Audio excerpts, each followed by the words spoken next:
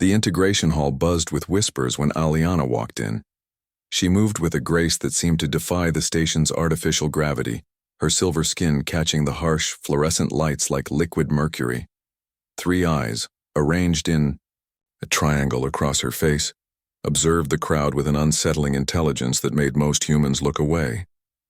James didn't look away. The Terran Diplomatic Corps had made their announcement 3 weeks prior. The Zelthari Empire required cultural bonds with humanity. Marriage bonds. It was a strange custom, one born from a species that viewed permanent pair bonding as the highest form of political alliance. The Empire had chosen Earth, and Earth had little choice but to accept. The alternative was isolation from the largest trade federation in the known galaxy. "We need volunteers," Director Chen had said, his voice tight with poorly concealed desperation. "Someone willing to marry a Zelthari representative, someone brave enough to bridge 2 civilizations." The word brave had been diplomatic. What he'd meant was desperate or perhaps suicidal. The rumors about Zelthari were numerous and colorful. They ate their mates after reproduction. They could read minds and manipulate thoughts. Their touch was acidic. Their culture was barbaric. James had listened to every rumor with the patience of a man who'd spent 15 years as a xenobiologist. He'd studied 17 different species, lived among the Korathi for 2 years, and learned that fear was just ignorance wearing a dramatic mask. So when Aliana had arrived on Station Harmony, and every other candidate had mysteriously withdrawn their applications, James had simply walked into Director Chen's office and signed the marriage contract. He didn't give a speech, didn't demand assurances or guarantees. He just signed his name and asked when the ceremony would begin. Now, standing in the integration hall, James watched Aliana scan the room with those 3 unblinking eyes. She was taller than him by at least a foot, her body covered in intricate bioluminescent patterns that pulsed with what he suspected was emotional response. She wore a simple white dress that seemed absurd given her alien physiology, but he appreciated the gesture toward human customs. "James Harrington?" Her voice was like wind chimes, multitonal and strangely melodic. "That's me." He stepped forward, ignoring the collective gasp from the observation gallery above. Aliana's center eye focused on him with laser precision. "You are the one who signed without negotiation, without questions." "I am."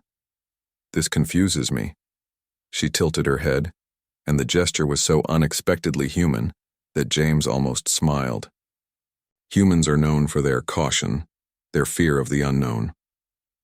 "Some humans," James corrected gently. "Not all of us." "You do not fear me?" James considered the question seriously. Fear was a primal thing, a survival mechanism. Did some part of his lizard brain scream warnings about predators and danger? Probably. But fear didn't have to be the loudest voice in the room. "I respect you," he said instead. "I'm curious about you. Fear seems like a waste of energy." For a long moment, Aliana said nothing. Her bioluminescent patterns shifted from pale blue to warm amber. James had no idea what that meant, but it felt significant.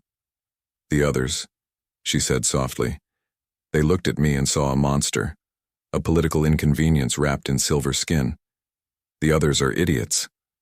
The words came out before James could stop them, but he didn't take them back. A sound emerged from Aliana, high-pitched and rhythmic. It took James a moment to realize she was laughing. "You are very strange, James Harrington. I've been told that before." The ceremony was brief, conducted in both English and Zelthari. James stumbled through the alien phonetics, but Aliana's patterns glowed brighter with each word he attempted. When it came time for the traditional exchange, he'd expected rings or some symbolic gesture. Instead, Aliana reached out with her 3-fingered hand and placed it against his chest directly over his heart. "In my culture," she explained, "we share resonance." "May I?" James nodded, not entirely sure what he was agreeing to. Warmth spread from her touch, not burning but alive, like sunlight after a long winter. He felt his heartbeat synchronize with something else, a pulse that wasn't quite rhythm or sound, but something in between. For a brief, infinite moment, he felt what she felt. loneliness, hope, and a desperate wish to be seen as something more than a diplomatic obligation. When she pulled away, her patterns had shifted to deep violet shot through with gold. "You are brave," she whispered. "Braver than you know." "I just signed a paper," James said, though his voice was shakier than he intended. "No." Aliana's 3 eyes fixed on him with an intensity that made his breath catch. "You saw a person where others saw a problem. You offered trust where others offered only suspicion. That is not just bravery, James Harrington. That is humanity at its finest." The observation gallery erupted in applause, but James barely heard it. He was too busy looking at his wife, this strange, magnificent being who had traveled across the stars to take a chance on a species that barely understood itself.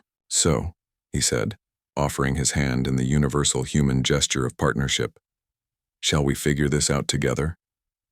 Aliana looked at his outstretched hand, then carefully wrapped her fingers around his. Her skin was warm and unexpectedly soft. "Together," she agreed. "Yes, I think I would like that very much." As they walked out of the integration hall, James couldn't help but think that maybe humanity's greatest strength wasn't its technology or its military might. Maybe it was simply the ability to look at the unknown and say yes. To reach across the vast darkness between stars and offer not fear but hope. And maybe, just maybe, that would be enough to change everything. Director Chen watched them leave, relief and wonder warring on his face. Behind him, a junior diplomat whispered, "Do you think it'll work? This whole alliance thing?" Chen smiled for the first time in weeks. "If a man can look at everything we fear and choose compassion instead, then yes, I think humanity might just have a chance." Outside, station harmony continued its eternal rotation, but something fundamental had shifted. In a small ceremony with a simple signature, James Harrington hadn't just married an alien. He'd reminded the galaxy what it meant to be human. The end,